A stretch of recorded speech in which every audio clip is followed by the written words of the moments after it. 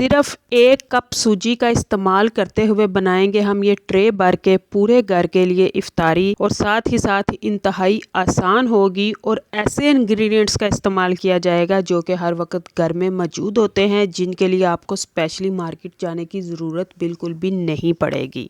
और इन स्नैक्स को ना सिर्फ आप इफ्तारी के लिए बल्कि टी टाइम के लिए भी बना सकते हैं, बच्चों को लंच बॉक्स में भी दे सकते हैं, और बेवक्त भूख के लिए अगर वक्त से पहले बनाकर रखना चाहें तो भी बना सकते हैं। और ऐसे क्रिस्पी बनेंगे, और सिर्फ ये स्नैक्स ही नहीं होंगे बल्कि फुल हेल्थी डाइट भी होगी, क्योंकि इसमें इस्तेमाल किया गया है सूजी का। और सूजी हर लिहाज से हर एज के लिए एक मुकम्मल ग़िज़ा है, उसको जिस तरह से भी इस्तेमाल किया जाए। बिस्मिल्लाहिर्रहमानिर्रहीम। वेलकम बैक टू जनाब फूड्स, हमेशा की तरह नई सी सस्ती सी आसान सी रेसिपी के साथ। और ऐसे ही मज़े की रेसिपीज़ को एंजॉय करते रहना चाहने के लिए जनाब फूड्स को सब्सक्राइब करती जाएं, क्योंकि आपका चैनल को सब्सक्राइब करना और वीडियो को लाइक करना बहुत ही मोटिवेटेड होता है, हौसला अफजाई करता है कि मज़ीद वेरिएशंस की जाएं और फिर आप लोगों के साथ शेयर भी की जाएं। और जब आप लोग करते हैं कमेंट बॉक्स में अपनी राय का इजहार, तो मज़ीद हौसला अफजाई मिलती है कि ऐसी वेरिएशंस को मज़ीद आप लोगों के साथ शेयर किया जाए। आज की इस क्रिस्पी सी और मज़े की इफ्तारी को लिए हमें बहुत ज़्यादा लंबे चौड़े इंग्रेडिएंट्स की ज़रूरत बिल्कुल भी नहीं है, जिसके लिए मैंने सबसे पहले पैन में 1 चम्मच ऑयल लिया। ऑयल गर्म होते ही आधा चम्मच ज़ीरा, आधा चम्मच कलवंजी और 1 चम्मच भर के सफ़ेद तिल को ऐड किया। 3 चीज़ों को ऑयल पे तब तक भुनेंगे कि जब तक इनके भुनने की खुशबू आ जाएगी और जो तिल हैं उनका कलर भी चेंज हो जाएगा। यानी मैंने वाइट वाले तिल को यूज़ किया है, और ऑयल पे फ्राई होने के बाद इनका जो कलर है वो लाइट ब्राउन हो जाएगा, ये पैन में से झटकना शुरू हो जाएंगे।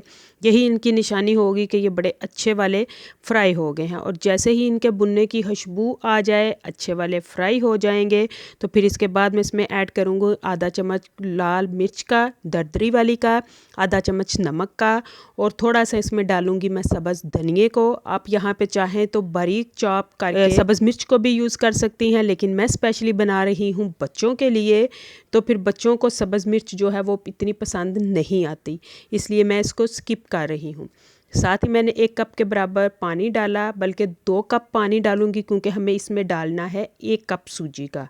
और फ़ौरन से पानी डालते ही हम सूजी को ऐड नहीं करेंगे, बल्कि जैसे ही पानी को बॉयल आना शुरू हो जाएंगे तो उसमें डालेंगे सूजी।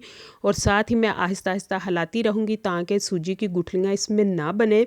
और फ्लेम को जो है वो मैं ऑफ़ कर चुकी हूँ। जैसे ही हम सूजी को इसमें ऐड करेंगे, फ्लेम को ऑफ़ कर देंगे, सूजी फ़ौरन से पानी को अपने अंदर सोख कर लेगी और ये फूलना शुरू हो जाएगी।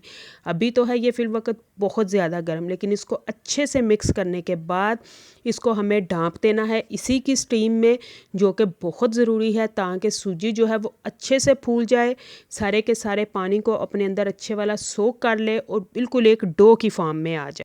बीइंग अ मदर, हर माँ की एक ख्वाहिश होती है कि अपने बच्चों को हेल्दी दे, जो कि उनके लिए बहुत ज़्यादा फ़ायदेमंद हो और नेचुरल भी हो।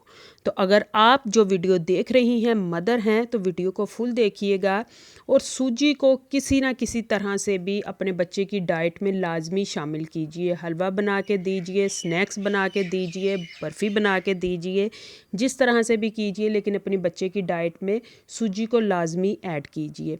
जैसे ही हमारा ये सारा मटेरियल जो डो बनी है वो थोड़ी ठंडी हो जाएगी, तो मैं फाइनली और खूबसूरत सी शेप में कटिंग करने के लिए, अगर आपके पास भी मोल्ड नहीं तो कोई बात नहीं, आपके घर में ऐसा साइडों से ऊंचे किनारों वाला ट्रे होगा, उसको यूज़ कीजिए। और मैंने इसमें शॉपर को इसलिए यूज़ किया है कि ये ट्रे के साथ चिपके नहीं।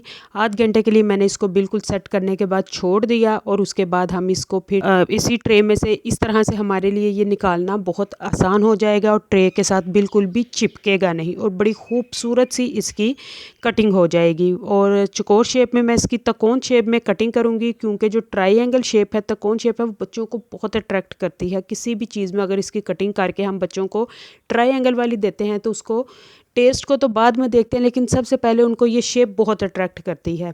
तो मैंने भी इसी तरह से ट्रायंगल शेप्स में खूबसूरत सी कटिंग की। उसके बाद पैन में ऑयल को लिया, ऑयल बहुत थोड़ी सी क्वांटिटी में लिया। फुल गर्म करने के बाद फ्लेम को मीडियम रखिएगा, स्लो नहीं रखिएगा, वरना ये फिर इतने क्रिस्पी नहीं बनेंगे। फ्लेम को मीडियम रखते हुए खूबसूरत सी फ्राइंग करें।